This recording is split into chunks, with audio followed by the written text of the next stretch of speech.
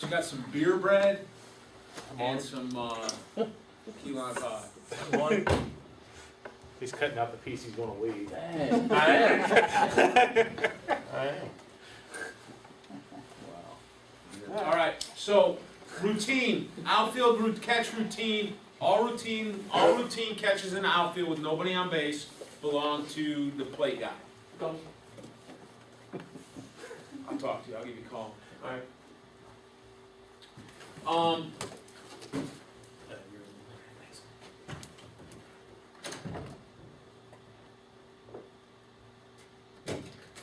The base guy gets to decide.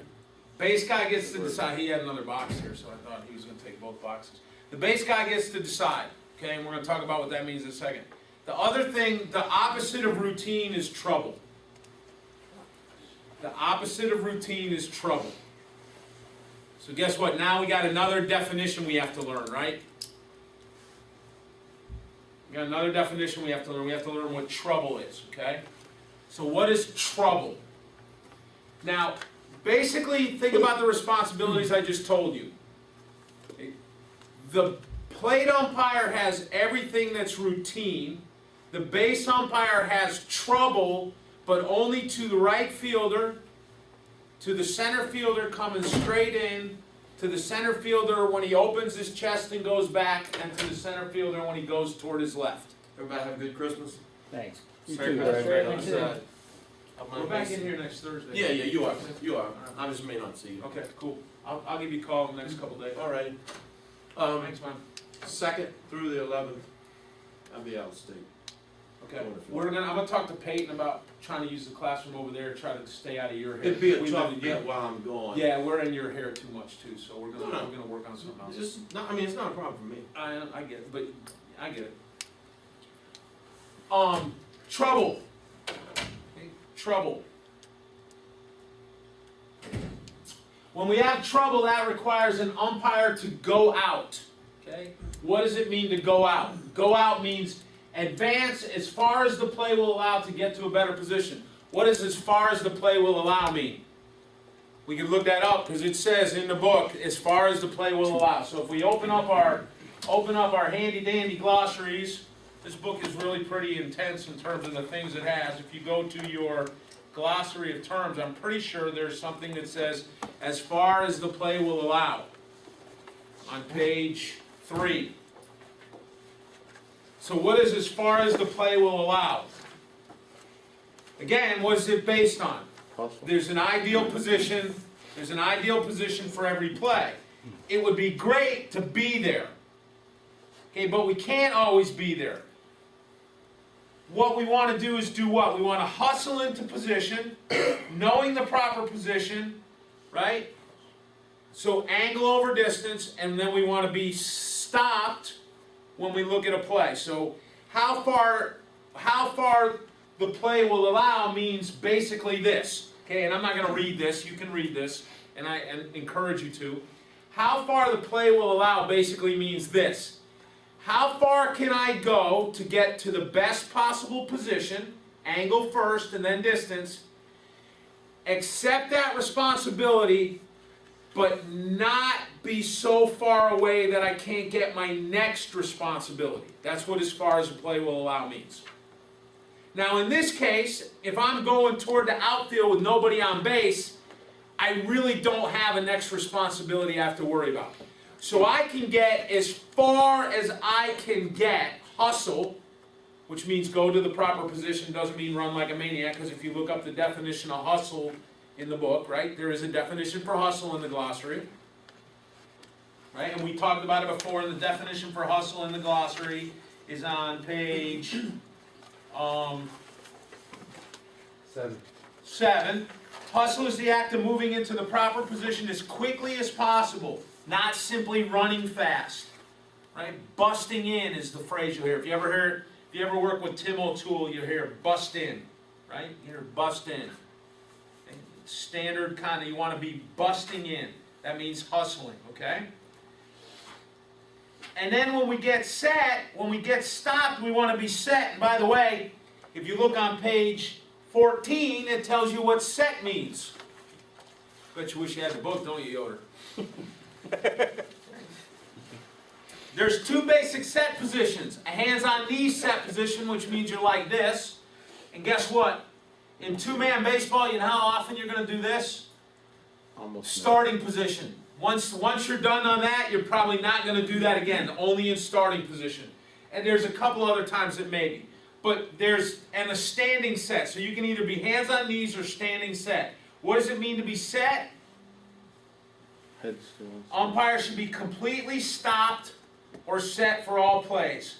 Proper set also means square to the play. Square to the play, and this holds for everything. Right, so we're building slowly toward what we're going to do. Everything. Knees, toes, nose, eyeballs, belly button, all pointed at the play.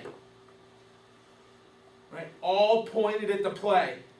If the play's happening over there, this is not set. Okay, if the play's happening over there, this is not set. If the play's happening there, this is set. Everything pointed at it. Everything. Notice too that my feet are under me. This isn't set either. My feet are under me. Why? Because I don't know which direction I'm going to have to move next. Think about it. You ever watch a linebacker play linebacker in the NFL or a shortstop play shortstop on a baseball field? Do shortstops get set like this? No. Why not? Because they can move in multiple directions, right? Do linebackers get set like this? Yeah. Think about it. The only players, the only athletes you've ever seen who get set with one foot behind the other are like NFL wide receivers and sprinters. Why? They're only going. They're only going in one direction. Anytime you need to have, you could move in multiple directions, your feet should be up under you. If they're not, what that means is now you've got to get them under you before you can move. And what does that mean? It means you're going to be a half a step behind, which is going to hurt your, believe it or not, that means you're not hustling. This means you're not hustling. Because hustle is defined as what? Getting to the proper position as quickly as possible. If your feet are like this and you got to go over there, you got to go like this and like this, that's not getting there as quickly as possible, is it? It's a bad habit I've seen a lot of guys over and over and over again in camps. They want to get set like looking at plays like this. Just get your feet under you, nice and relaxed. Right? Nice athletic, relaxed position. Nice and relaxed. Okay? So set position. Only as far as the play will allow. Again, think about it. What we would like to do in the outfield is if the guy was going to catch the ball, what we would like to do is be, if the ball was going to go in the glove here, ball's going to come down and go in the glove, the best place to be would look right like this, because you could see the ball go into the glove and you could see the glove. The worst place to be would be like right here, right? So as you move from here over to here, or over to here, right? This, as you go this way, better, better, better, best, worse, worse, worse, worse, worse, right? So ultimately what you're trying to do is get to a position where you're on the side of a guy making the catch. Now if the guy's in the outfield making a catch, what's the likelihood you're going to get there? 0. Pretty small, right? But you want to get as far as you can and then be stopped. So we'll talk about a little bit about that. One thing you don't want to do is run at the ball. Run at the player. Because if you run at the player, what's happening? You're giving up, you're getting away your angle. So this is going to be really hard for a lot of us. When the ball is going at a player, we want to run over there. If a player's running this way, we want to run this way. If he's running this way, we want to run parallel to him. Because think about it, if he's going to catch it this way, the ball's coming in there, we would like to be over here. Okay? So that's what we're thinking about. So, go as far as you can play to get a better position and be stopped. Okay, be stopped. Okay? Again, hustle means what? Moving into the proper position as quickly as possible. All right, so what the heck is trouble? What the heck means trouble? Because that's when, if the ball is trouble, then the base umpire needs to go run and chase it, right? He needs to go out. He needs to go out. So again, remember, What's trouble? knowing responsibilities and communication are both of these. So if I've decided that I'm going to go attack a ball, I'm going to go out, I'm going to look at Mark and I'm going, Yoder, I'm going out. And I'm going to say it. I shouldn't say I'm going to look at him. The ball's going out and I see that guy and I've made a decision. Oh boy, this is when I probably need to go. I'm just going to say, Mark, I'm going out and I'm going to run. Tony, I got the runner. I'm just going to say, Mark, I'm going out, and I go.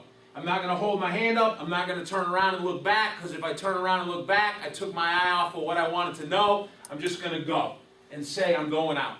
But again, how am I going to know? We talked about pause, read, react, right? And I think pause, read, react is defined in here somewhere, isn't it? On, say, page 18, 19, something like that? No, it'd be like It's close. 13, 11, 12, 13. somewhere in there. Whoa. 8. Pause, read, react. Remember what pause, read, react meant. So anytime the ball's hit and I'm the guy in the first base umpire, I need to take a read step. Pause, read, react. So actually, if you slide over here to page 13, a lot of junk going on here, isn't there? Yeah. Okay? A lot of junk. Read step with no runner on base. The base umpire will be in a proper position in foul territory adjacent to the first base foul line. The base umpire will take a read step in 2 specific situations with no runner on base.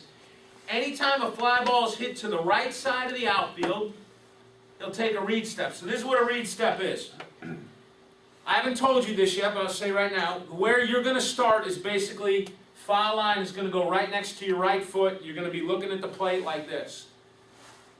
The ball gets hit to the outfield, you're going to take your left foot, you're going to go like this, and you're going to put your toes on the foul line. Both toes. And now look, everything's over here, and I'm going to look. Pause. Pause. The read step makes me pause. Read. What am I reading? This is what we got to figure out. Then I have to read, is it trouble? Right? So what am I looking at? First, does that ball belong to me? Yes. Is it potentially mine? If it's hit to the left fielder, I go, nah, and I do something else. We don't know what that is right now. If it's hit to the center fielder or to the right fielder, then I have to go, oh boy, should I go chase that? Knowing, by the way, if I chase it, my plate guy's got to carry his equipment all the way around the bases, because now he's a one-man. So, I'm going to read. What am I reading for? Trouble. What is trouble? Trouble is any batted ball down the right or left field line that requires a fair foul. So we're opening up okay? Opening up. So any fair foul down the line is potentially trouble. So fair foul. That means the ball is going to land close enough or be touched close enough to the foul line that there's going to be some doubt about whether it was fair or foul. Okay? There's going to be some doubt about whether it's fair or foul. Because why do I want to think about it? Who's more credible down the right field line? The guy who's closer or further away? Closer, right? The guy who's closer is more credible. So let's have him go out on a ball that's going to be fair or foul, that has a potential to be fair or foul. What is that potential? Depends on the field. But if the right fielder is 75 feet from the line, and he starts jogging over like this, holding his glove up, and he's going to catch the ball 60 feet from the line, is probably not fair foul. Right? Think about this. When is it fair foul? If you were sitting in the right field dugout, or you were the third base coach, could you tell from over there on the ball that was being hit whether it was going to be fair or foul? If you couldn't tell, if you don't believe you could tell from over there, you should probably go take a look at it. Because there's some, it won't matter where you're sitting, you could tell when it hits, that ball was... That's the question. Would there be some question from over there? So that kind of narrows down what fair foul is to, maybe 10 feet. So it's not every time the ball goes to the right fielder and he's moving to his left. You guys may have heard that before. Bad. Wrong. It's fair foul.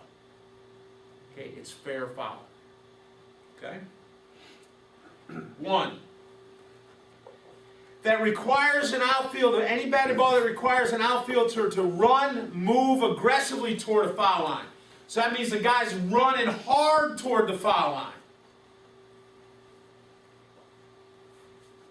Not drifting, running hard. Why? Why would running hard matter?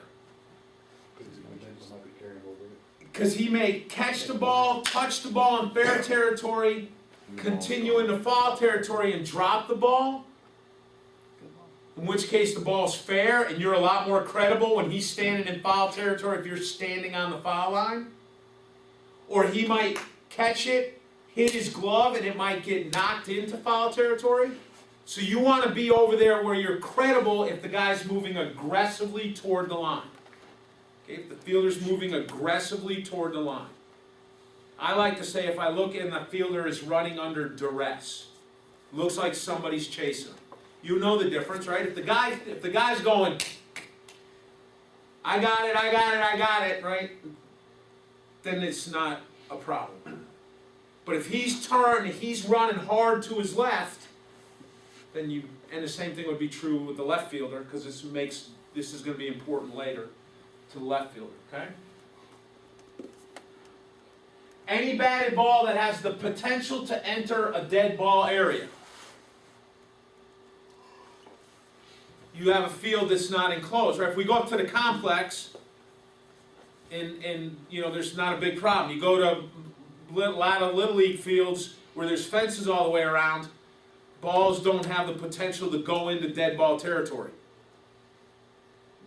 But if you go over to Cosby High School, down the line, the turtle and the other stuff are down the line around the back behind the bullpen, there's a dead ball line over there.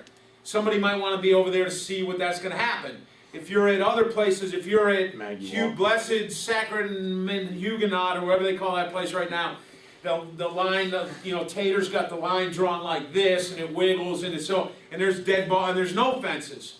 So if there's no fences, and it's got a potential to go to the dead ball line, you probably want to go out on that one. Hopkins has got about a 30-foot section of the field that's lined off. It's Nice. the dead ball area. Nice. Yeah. Okay. Maggie Walker's wide open. Has a chance to leave the playing field in flight or after bouncing. I call this, the way I think about this, is the ball threatening the fence. Will the ball pass over the fence, or hit the fence, or bounce on one bounce into the fence?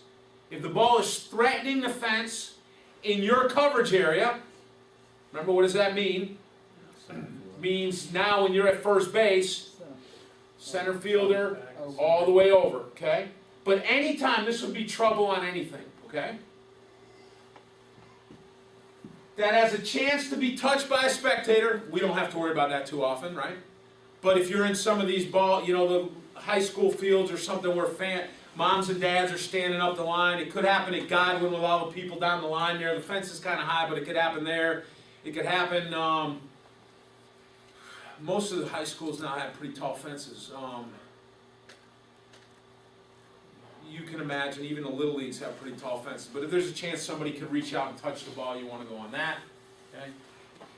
If an outfielder is running hard in or back to field the ball in flight, if the guy is running like he's in duress, straight in or straight back, usually what we say is he's going to catch the ball below his waist. I would modify that. I would say if you think he's going to catch the ball below his chin, if he's going to catch the ball below his chin, go out. If that's what you think. In other words, if he's not going to catch the ball going like this or running like this, he's not going to catch the ball up over here. Because anytime he's going to catch the ball, once it starts getting in here, there's potential for him to dive. And then what happens? You have to know when it went in the glove. You have to know when it came out of the glove, all that sort of stuff. So catch below the waist is kind of what we're talking about here. That's generally what you'll hear. Catch below the waist is what we're talking about here. So it's a guy who's running like he's being chased and he's reaching for the ball. Running like he's being chased and he's reaching for the ball. So a potentially difficult catch. Why? Because when does a catch become a catch? After the voluntary release. After firm and secure possession voluntary release. So if it looks like he's going to dive, if it looks like he's going to dive or bang into the fence or run into dead ball territory, you probably want to be out there to be credible, right? Make sense? Yep. Okay. Any batted ball that two or more fielders are converging upon when there's a doubt about who will make the play or a collision is possible. So converging fielders. If you see two guys coming going at the ball and you don't know which one's going to catch it, you should probably go out. If they're two running at each other and there's a potential they could bang into each other, you should probably go out. If the right fielder's going ball, ball, ball, ball, and the center fielder runs behind him, that's not converging fielders. Right? If the center fielder's running over going ball, ball, ball, ball, and the left fielder runs behind him, that's not converging fielders.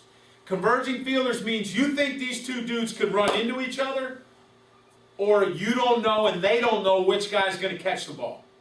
So this could also mean, if you're at first base, it could be that pop-up behind first base where the shortstop, the second baseman, the first baseman, the center fielder, and the right fielder are all coming like this together. You probably want to go have a look at that, don't you? Okay? So converging fielders. And oops, those are our definitions of trouble. That's when you want to go out. What does go out mean? It means get the proper angle. It's hard to talk in here about the proper angle, but you think about what you want to do to see in. You go out, you get set, and then that means the plate umpire is responsible for a whole bunch of stuff, okay? I didn't have here, this is where I was making up exams all day today, so I bumped into time, so that was the end of this, but we can talk about, let's take a break, because I told you I'd never talk to more than 45 minutes, and we're at like 50 minutes right now, so we're done. For now. We'll take 5-10 minutes, go get you a piece of key lime pie or something, or leave me a piece. I'm gonna get a piece of key lime pie. Get it before it's gone. This bread is really good too. I love dense bread, it's just like me.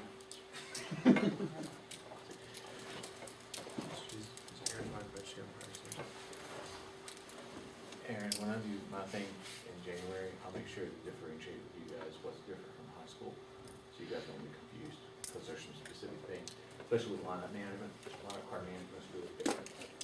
What lineup card management? Do we do that in the spring? Postseason, you will. You gotta remember, there's nothing worse than a daddy who's scorned. You do a good job in the regular season. Yeah, a mommy who's scoring. That's much worse. Did you hear about the guy at Turner Ashby in Waynesboro, the wrestling dad, punched a kid from the Waynesboro team? No. His Nice. son lost the match. Is this His son was recently? wrestling last night. Yeah. Turner Ashby kid was wrestling, hurt his shoulder and ended up losing the match. Dad ran out, punched a kid, another kid from the Waynesboro team, just punched him, and then apparently a whole bunch of parents jumped him and dragged him off. The melee ensues. Wow. What a jackass. I mean, Donkey? no, jackass is in the Bible. I can say that in here. Tuesday night in my basketball game, there was a girl that was coming down from a rebound and got fouled, landed on her foot. She was injured, called timeout. All of a sudden, I hear this lady running across the court going, "You see what happened? You see what happened?" It was a girl's mom coming over yelling at me because I was the official right there. Yeah, I called the foul, and I was like, I felt like saying, "What do you want me to do? Put her in jail?" I mean, it was a foul. Yeah, Nothing she's else I going can to do. Yes.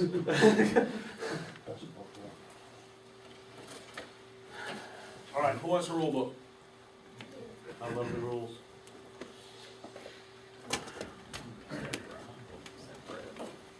And who wants a case book? Now remember, when we get to the big association, we hand these out. Don't take another one. That's right.